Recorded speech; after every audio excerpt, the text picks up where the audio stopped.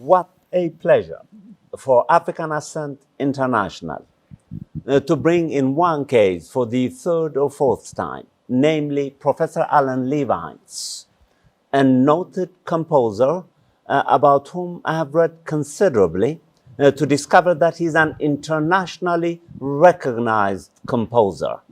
And his musics are intricate intersections between West African drumming tradition and then Euro-American songbirds and Japanese court music.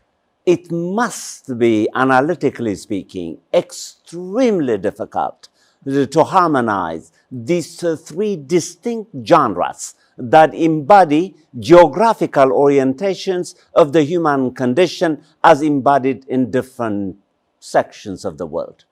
I'm truly intrigued to discover that Professor Alan LeVines does it brilliantly.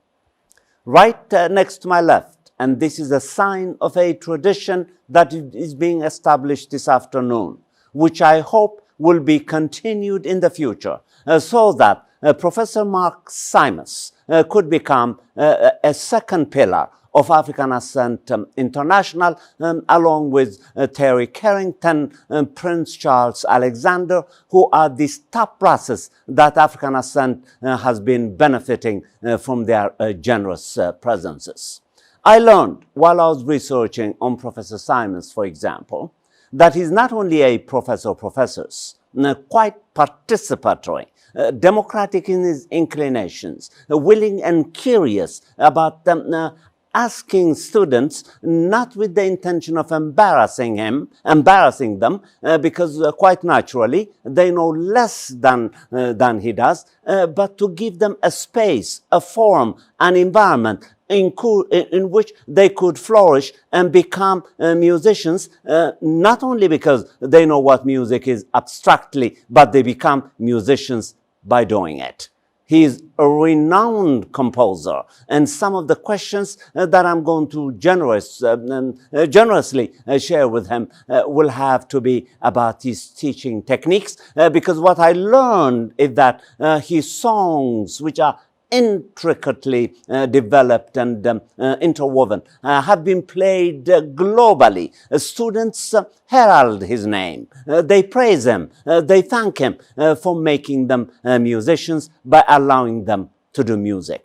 African Ascent International, for the first time, welcomes Professor Mike Simos, and African Ascent International welcomes for the third, fourth time one of its pillars, Professor Alan LeVines, both of whom are top brothers, top thinkers, top musicians, top composers, one a songwriter and the other one a composer.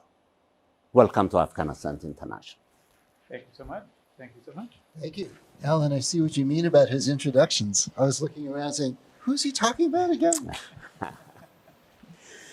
No, but it's really an honor to be here. We've had so many wonderful, fleeting discussions in the hallways that it's going to be great to actually have a chance to talk for more than a couple of minutes before we have to do our teaching duties. So, glad to be here. And in your case, of course, I have been trying many times to bring you to African Ascent International. I think I tried you for the past 2 years. It's only after I interviewed Noam Chomsky that I thought you decided to pay attention to African Ascent International. Be that as it may, welcome. I'm glad you're here. So now, what I thought we should reflect on is the following question. I don't know anything about songwriting. I don't even know what it is, but let me surprise you. When I was 18 to 19 years old, I used to participate in a musical club in Ethiopia.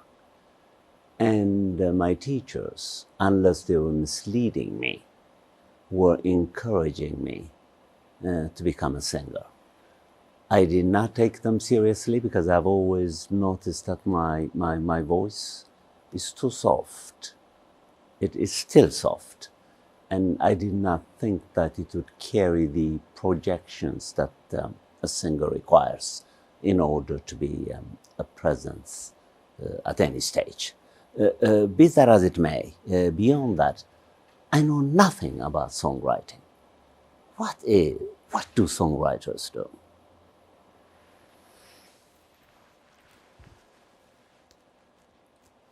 Well, songwriters write songs, and that can take a lot of different forms. Not all songwriters are necessarily great singers or powerful singers, and not all singers are necessarily songwriters. So one of the differences in the ways people approach songwriting is that some people, and this shows up a lot in teaching students at Berklee, they think of songwriting as a way of writing songs for themselves to sing and perform. So the songs are very, very closely tied up with their sense of personal expression, and their desire to stand on a stage and perform for people is very interwoven with the ideas of what stories they will tell through song, if it's their own stories. And other people, and I would count myself in this number, think about songwriting as creating a vessel for another performer to step into. So when I think about writing a song, I'm not really hearing my own voice in my mind as I write the song. I'm hearing the voice of a singer who could step into, inhabit that song. Mm. So I often approach songwriting with the idea that other people will perform my songs. Mm. Now, it's not a complete compartmentalization. There are some people that write for their own performance and also for other people, but it's a difference in approach. So that's just a starting point in that songwriting definitely, for the listener, often feels like it's very entwined with the personality of the person who's singing the song.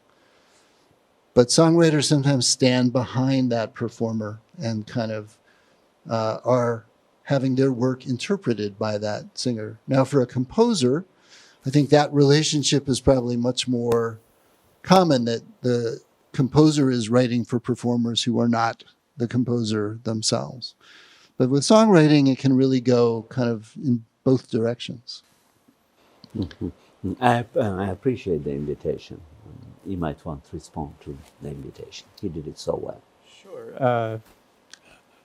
Well, first of all, as a composer, I think of Mark as a composer. To me, a songwriter is a composer. It's if we want to think of it sort of narrowly, it is a specialist composer, you might say, meaning that,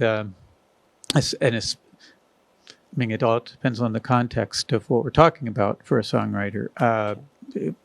We can look at the world and see that there are people who sing songs. Someone must have conceived those songs, no matter what culture or country it's from. And so there are songwriters everywhere in that sense throughout time. You know, we are pretty sure that human beings, have been singing for as long as they've had language. And that means we've had songwriters for a very long time. Homer is one of my favorite singer-songwriters, actually. Well, yeah. I mean, Homer, we know, didn't write down the Iliad or the Odyssey. We know that he recited it, and we are pretty sure he didn't just speak it, but that he chanted it, which would have at the time been considered singing. So maybe one of the greatest songs ever written was the Iliad, and another one might have been the Odyssey. And I don't say that in jest. I mean, I'm saying that the original, not projection, what am I looking for? The original delivery of both of those great epics was vocalized singing, at least in terms of how it was understood then. We might think of it we have no idea how it was sung, how it was chanted. We tend to say that it was chanted, and so maybe when we think of that, we think of Vedic chant from India or Gregorian chant from Europe, but we don't know that it was chanted in any sense like that. But we are pretty certain that it was not spoken as we are now speaking right now. So songwriting. The songwriter has perhaps as deep a history as humanity itself. But as I was saying before, today, currently, if we think of songwriting, especially in the sense of the pop world, the commercial world, a songwriter is someone who very likely is writing a tune and perhaps the lyrics, although sometimes it's a collaboration between someone who writes the words and someone who writes the music, the tune. In my field, I do that. I write songs. In fact, currently I'm working on a set of songs that are intended to be sung by one singer, accompanied by one piano. But I didn't write the text. I selected some text that I admire. But that's just one avenue for me as a composer. I write music that has no song, no lyrics at least. And to me, then it's not considered I don't call it a song. I call it a piece of music or a composition, solo piano piece, a piece for four string players, a piece for an orchestra, a piece for a solo guitar. One of the most recent set of pieces I wrote was a set of pieces, 12 pieces for solo guitar. So that to me isn't songwriting, but if someone wanted to broaden the definition of song, they could include that, I guess. Yeah. Take it from there. Well, it's interesting because we can certainly say that there is this shared area that there are composers that are doing what we might call songwriting. Although Alan's correct, in the sort of classical music tradition, it's probably far more common for composers to take a text that's already existing as, say, a poem, and then set that poem to music, we might call art song. Whereas in popular songwriting, it would be more typical to write the lyrics and the music together. As Alan pointed out, that's often a collaboration. And that collaboration can take all sorts of different forms. It's transformed a lot, even just in the last few decades. So there was a time, for example, in American popular music where there was very much a division between the lyricist and the composer of a song. And they would use the word composer for the person doing the musical part of the song. And then with the advent of, say, the Beatles in the 60s and kind of rock music and musical groups, collaboration changed so that the songwriting was still done collaboratively, but it might be two songwriters shoulder to shoulder with their guitars out, sitting around working on the music and the lyrics together and doing the whole thing collaboratively.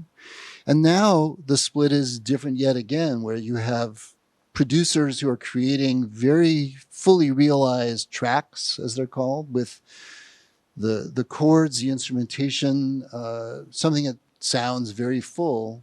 And then someone who's called a top-line writer who's writing the lyrics and the melody to the track. So the split is happening in yet a different kind of way. All those kinds of collaborations have been used and even other models than that in kind of what we would call song. But it's interesting because one reason I wanted to be here with Alan kind of together is that I'm proud of my work as a songwriter, but there's this part of me that has sort of aspired to be a composer with a capital C. I see. It's a little bit, the image I've used is a little bit the scene from The Wizard of Oz where the scarecrow says, I wish I had a brain. And then the wizard says, you know, you actually do have a brain. All you lack is a diploma. And then he kind of gives him a diploma, and then he suddenly starts reciting, you know, E equals MC squared. Oh, I guess I do have a brain. So a few years ago, I had the opportunity to do some lessons myself, and I knew my friend Alan. We were office mates from when I first arrived at Berklee, actually. And I thought to myself, if there's one skill, if there's one thing that leaves me feeling like I'm not really ready to be, and I hate to use these terms, but let's put it in quotes, a serious composer. Right? Although, you know, Alan thinks you are. Right. It's very culturally defined. But I realized that although there were a million things I didn't know, orchestration, symphonic form, there was this one particular area of musical knowledge that I had somehow never really studied seriously. And that's this area called counterpoint. And I knew that Alan was someone who taught counterpoint and who had also learned a very rigorous kind of approach to it. And I knew that I wanted to try that kind of rigorous approach. So I was privileged to actually work with Alan as my teacher. And it's a great thing, as you know, being a teacher for many years yourself. It's a wonderful thing as a teacher to get a chance to turn the tables and really experience being a student again. And so I found that the chance to go back as a older musician rather than an anxious 19 or 20-year-old who normally, if you were studying composition in a college environment, you'd get your counterpoint lessons, you know, in your late teens when you may not have a lot of patience for certain things.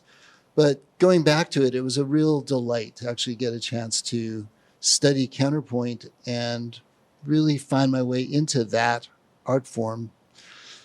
I do think counterpoint shows up in regular popular songwriting in many ways, but there is something about studying it in its really kind of original form that is very deeply, almost spiritual, if I could use that word. It's like a kind of meditative practice almost. So I don't want to say counterpoint divides the songwriters from the composers, because I do think counterpoint shows up in all sorts of ways in popular music. But I do think that it's a training that distinguishes some of the greatest composers. It's a tradition that you enter into that's really beautiful thing. I've done this with Alan before. As you know, he's a regular contributor to African Ascent International. But I'm going to ask him this question again because I'm right next to the maestro of counterpoint. Give us a crash course on what counterpoint is and how you teach it in the context of classrooms. I know, for example, how Mark critiques his students who are attempting to write songs. He has his own techniques, which I briefly mentioned in the introduction, namely that he lets them draw from their experiences, which presumably is an experience that is based on observation. I can't think of a musician who would do anything competent if he or she is not a good observer. Then the observation, I think, turns itself into some kind of experience, and then Mark gives the student to write songs based on what they have observed, which has translated itself into an experience and had the potential of becoming a song. How do you do something similar with respect to teaching composition and most particularly counterpoint? Well, that's a can of worms. So counterpoint, I like to define it in a variety of ways. First, I guess I would say the most compelling for me when I was a student and I was studying counterpoint, and fortunate to have an outstanding counterpoint teacher. Little by little, I began to decide, at least for myself, not that it was something that it had come up in class, that studying counterpoint was almost like studying the atoms of music. It's maybe at a slightly higher level, the molecular structure I like music. that tremendously. So you're drawing the analogy from quantum mechanics, essentially. Yeah, you can't. I don't know of a way of looking at how music is put together that gets down to such fundamental, basic ideas and ways of looking at it. So that's one way that I like to think of counterpoint. That makes me feel that if we study counterpoint, we're probably going to be able to look at most any music in a way that is revealing. And if we don't study counterpoint, we probably aren't going to, at least very, very intentionally, have those realizations. So I consider it to be formative for me to have gone through the process of studying counterpoint. And so I have quite a bias about its value. There are many ways of studying music, or many things to study about music, I should say. We can study music history, we can study styles from different time periods, from different cultures. But when we say, let's say we study European Romantic music from roughly the middle of the 1800s to the end of the 1800s, then, and that's worth doing. It's worth doing, but so much of what we're studying, we would have to say, applies just to that period and just to that culture, right? If we studied Ethiopian music, that is equally valuable as a study. Again, much of what we would be able to say would apply just to that culture and just to the time period of the music that we're talking about. Something that's very interesting, at least from my biased point of view about counterpoint, is that it's not everything, don't get me wrong, not everything, but some of the fundamental ideas seem to be truths about music across styles, across cultures, and across time periods. I mean, as Mark was saying, he was saying that he feels that there's counterpoint in contemporary music and pop music and rock and everything. Absolutely, absolutely. So, which leads to another definition of counterpoint, or another way of understanding what counterpoint is, and that is that the simplest definition that I've sort of found and formulated in different scholars' ways of trying to express it.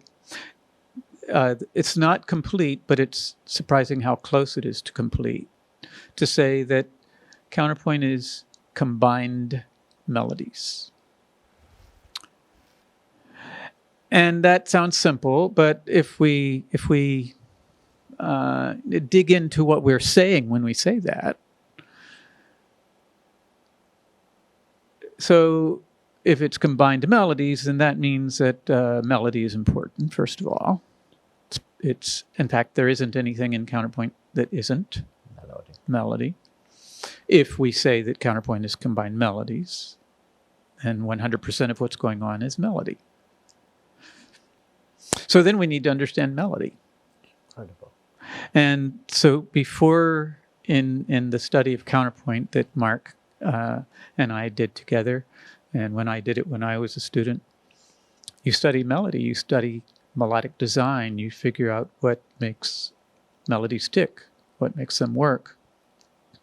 Of course, it's not something that's provable, but when I teach counterpoint, I say, we want our melodies to do these various things, not to be able to say this is a good melody or this is not a good melody, but just observing melodic design across different time periods, and for that matter, across various cultures, seems that this is what melodies do most of the time. So if this is what melodies do most of the time, then let's try it.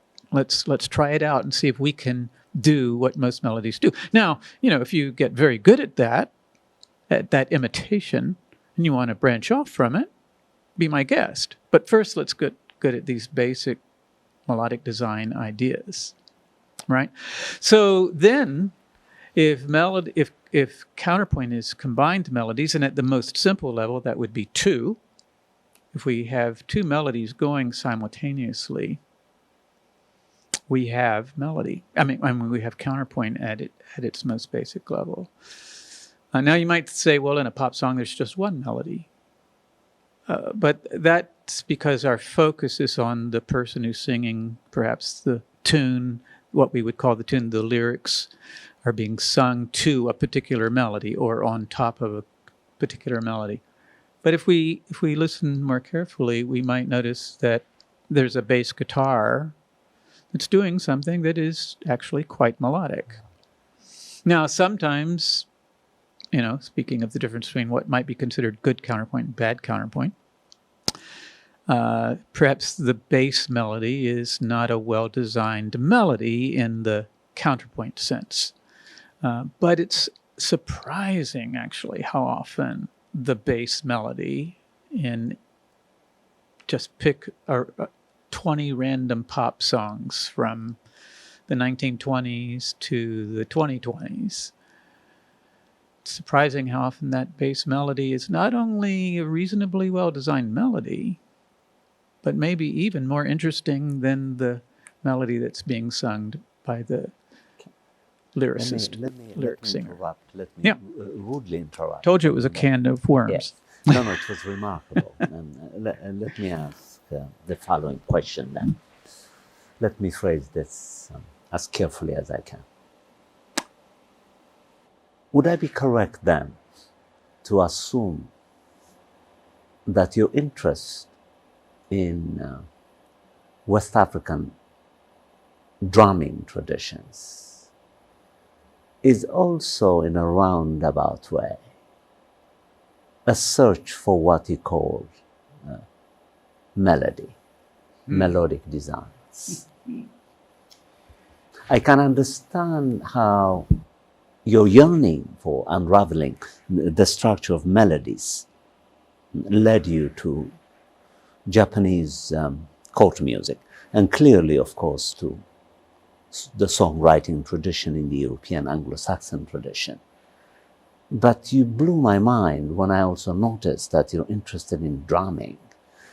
And I'm surrounded by musicians, so please correct me. Because drumming have been perhaps incorrectly reduced to rhythmically arranged designs of some kind, whereas I have never heard a musician attempting to look for what he called that atomic structure. The atomic structure, for example, that the great philosopher, the early Wittgenstein, was looking for in his Tractatus, which of course he disowned by the time that he decided to write the philosophical investigations. I am of the opinion that he did not necessarily disown the claims of the Tractatus. He simply revised it in order to harmonize it with his later understanding of language, that we understand languages from the way they are used, versus the Tractatus, very much like you, which was a search for looking for the atomic structure of language, that if we can look for these atoms, if what we call facts are atoms, then to understand the language, to speak a language, is to A, to know what these atoms are, and B, to see how they work together. which you have taken, I think, to the understanding of music. Because you're attempting to say that since music is language, and language might be nothing more than this coagulation of atoms, then music too is nothing more than looking for these atomic structures that are underlying the musical language. Now, my question, to return to it, how does this yearning for atoms, for melodies, as you call them, the relationship between points and counterpoints, work in drumming? Well, that's a far, far larger can of worms than the other one. But it's a wonderful question. I mean, you have a way of throwing out questions that absolutely excite me to to address. The excitement goes to you, to both of you. So first, before getting into West African drumming that I studied, I think you know, and if you don't, I'll tell you now that I'm Please. a Wittgenstein's fan, very through and through. I know it. My favorite text of his is actually Remarks on Color, and so maybe someday we'll talk about that. Please. I'm a Wittgenstein fan. And boy. That's what United Muse. Yeah. Norm Atom. No. So in any drumming, not just African drumming, but any drumming, there is melody. People don't think of it that way at all. I'm going to sing the praises of a drummer who is Boston, New York based, that really brought that home to me. Make a wild guess. Bob Moses. Bob Moses, when he plays the drum kit, it sings, and it's just heaven to listen to him work. In any case, I'll talk about, I studied Ghanaian drumming. I don't know very much about African drumming. Africa has drumming traditions that are absolutely profound and genius all through the continent. And I only know a little tiny bit about only one culture's drumming within one country. It's okay. That's enough for me. But so in the tradition that I studied, it is ensemble drumming. It's not one person drumming, it's ensemble drumming. And there is a bell, which is a high-pitched sound. Mm-hmm. There is a shaker, which is actually arguably both higher and lower pitched than the bell. There is a small drum, which is the highest pitched of three drums. There's a medium and a large drum. And this is intentional. This is intentional because it creates melodic patterns when we hear the music move from the bell to the small drum to the mid-range drum to the low drum.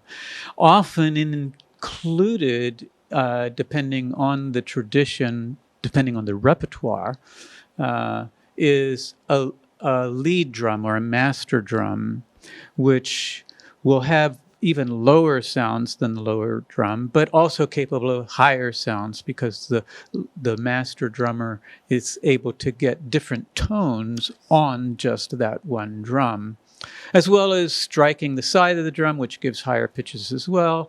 And the way that these different levels, so talking about pitch, and when we're talking about melodic design, we are talking about two things, only one of which is pitch. I see. So within this ensemble, we have the bell, the shaker, the small drum, the medium drum, and the large drum, and the master drum, all producing different ranges of pitches. And when we listen to it, wonderfully intricate melodic patterns are being interwoven.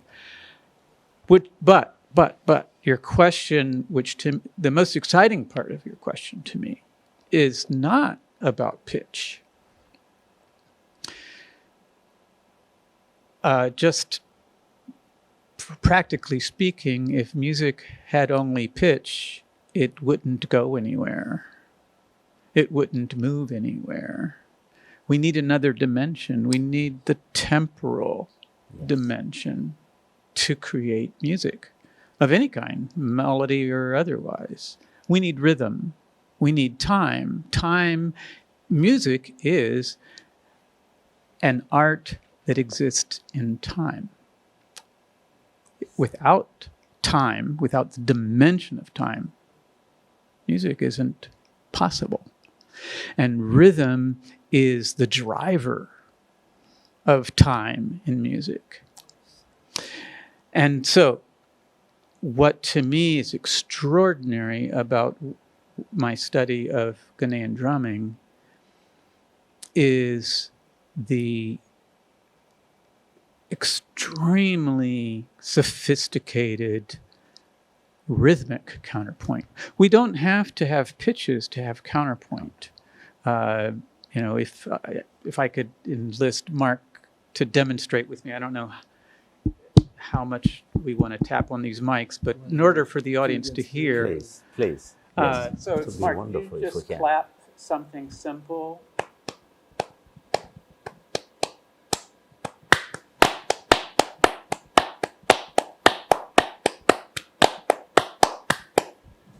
So that's counterpoint.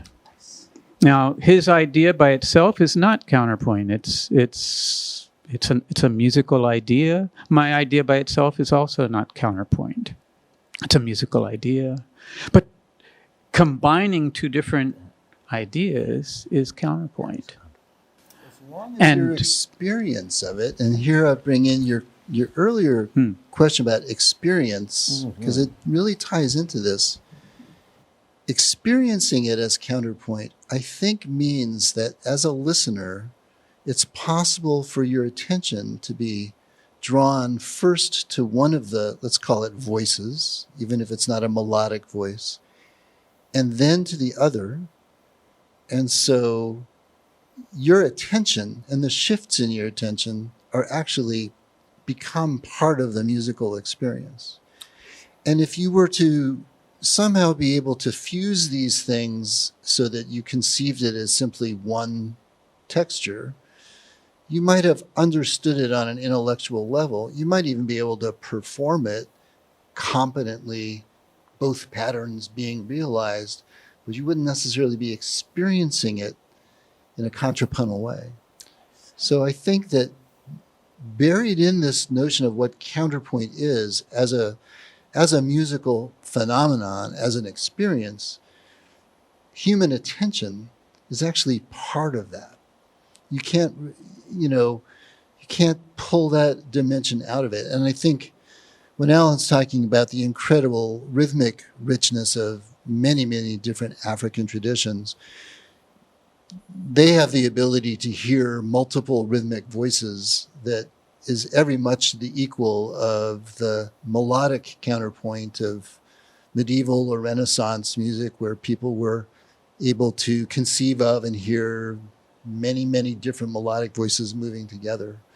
The polyrhythms in African music are certainly contrapuntal in that sense. And people that are part of that tradition have that ability to kind of hear the different lines, shift their attention from one line to the other, feel the space between the lines and the emergent patterns.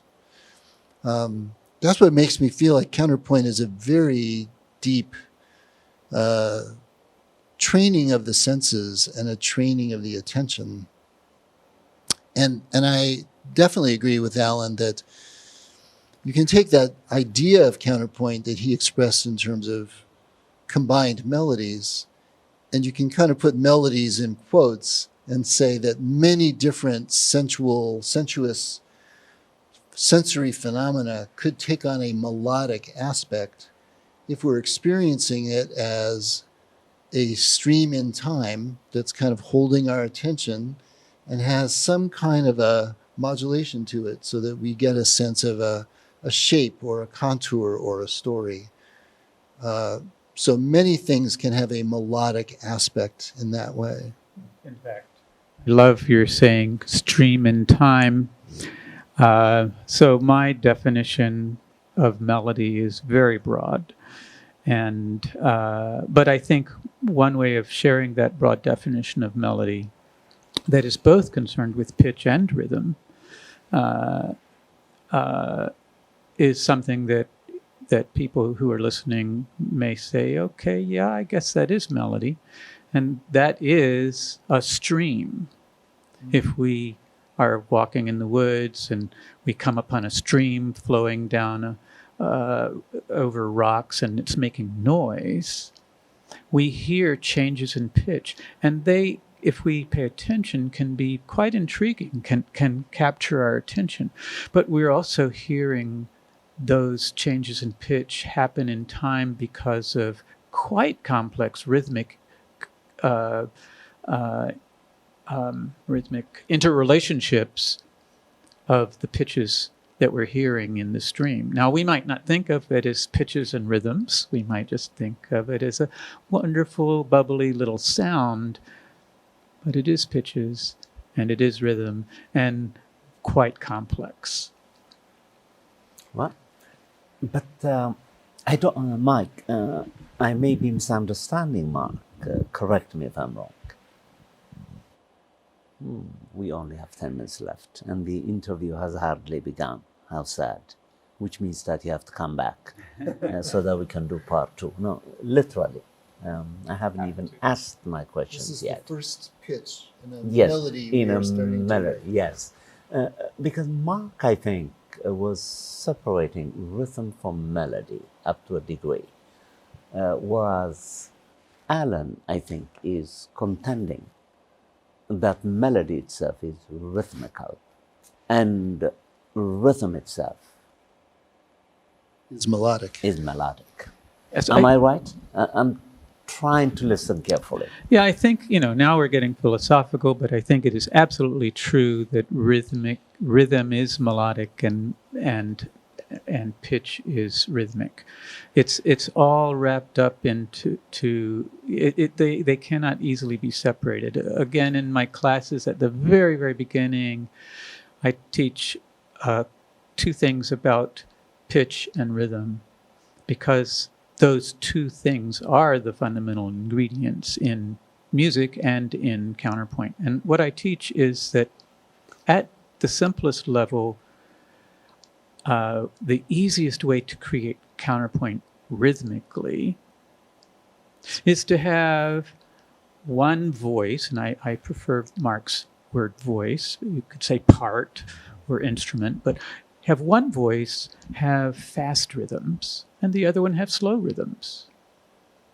Okay. This is amazingly effective at making the 2 musical ideas seem different from each other.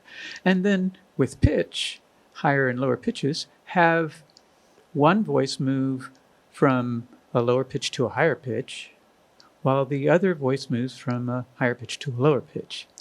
If you do this, it couldn't be more simple as a concept, but if you do this, the 2 melodies will be distinctive. Okay. I began the interview with a question on songwriting. If you allow me, I would like to end it with discussions of songwriting. Sure. With Mark. I'm intrigued, Mark, in what I read about your teaching techniques in the classroom. You don't ask your students to come up with written songs and then you ask them, sing them. That's not your style of critiquing. I thought that was very smart.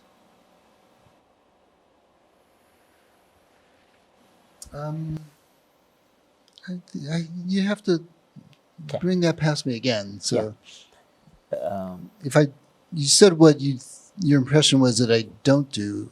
So, what's your impression of what I do? And then I'll know if we're on the same page. What I read is that, let's say there are some students who think they have fantastic songs that are already written.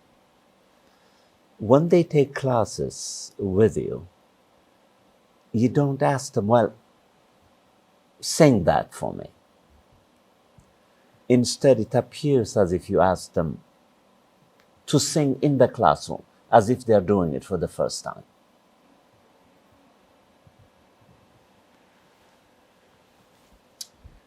Well, some of this is not just my own personal approach, but I an hope approach you of- understood my question. I think so. Okay. There are a lot of ways of teaching creative arts in general. And there is certainly a style of teaching creative arts that's what we sometimes would call workshop based. You take someone who's already writing songs and you say, okay, play me some of your songs and then I'll tell you what's wrong with them. Exactly. Right. That's what I'm going at. And of course, if they're any kind of songwriter, they should be thinking to themselves, well, who the hell are you? Yes. So that's a style of teaching that I think of as kind of authority-based, expertise-based. And if you're maybe a little bit more of a skilled teacher, you might say, well, let's create a community of peers in the classroom, and we'll have them play their song, and then we'll have their colleagues, their peers, tell them what's wrong with their songs. And then they won't be hearing it from me, the authoritarian teacher, and then maybe they'll listen to their peers more than they'll listen to me.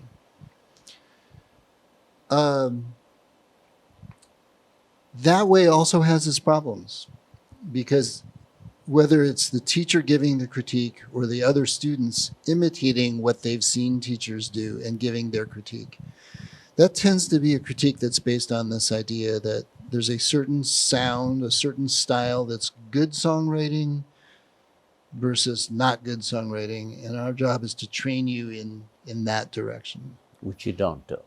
I don't, that's not my philosophy of teaching.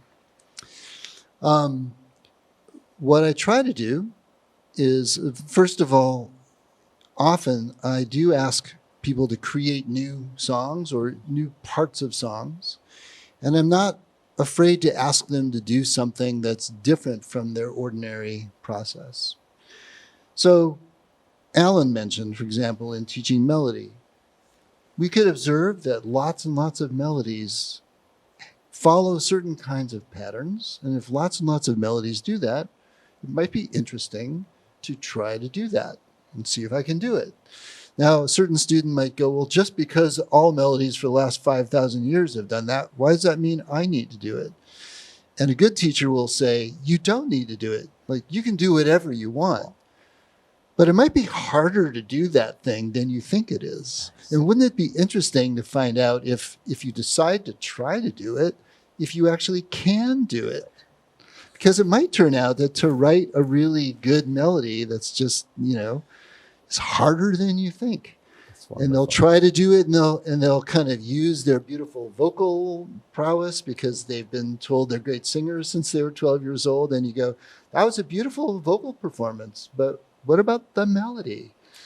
Or they might sing the high notes really loud to sort of really make a big dramatic impression. And you go, that was a very dramatic performance, but what about the melody? So there is a way of challenging people to do new creative work that's not authority-based, but it's more experimental-based. It's like, well, why don't you just try this? And then after you've tried it, maybe you'll never do it again, but you might learn something. So that's kind of the creative side. And then in the critique side, what I try to do is, instead of having either myself or the other students immediately tell someone what's wrong with their song, I just try to have them report their listener experience as they listen to the song. Because songs aren't written for other songwriters or composers or critics. They're written for people to experience, to listen to have emotional engagement with. And so the beginning of knowing whether your songs are really doing what you want them to do is kind of, well, how is the listener actually experiencing your song?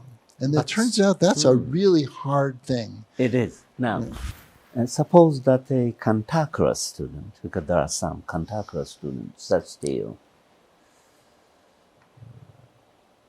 I'm going to produce a song that I like. So the standard of the production of this particular song that may fly or may not fly in the eyes of the music industry in the end does not matter. And I think this applies to composition most particularly. I think I'm going to produce what I like. I am the standard of what I think is a good piece of music. Then what? Tune in next week for an answer to that question, because I think we might have run out of time. We might have run. Yeah. All right. But I will just say this, and maybe to just finish up and tie this in. I think that you can give that cantankerous student the following question. You can say, don't talk about the music industry.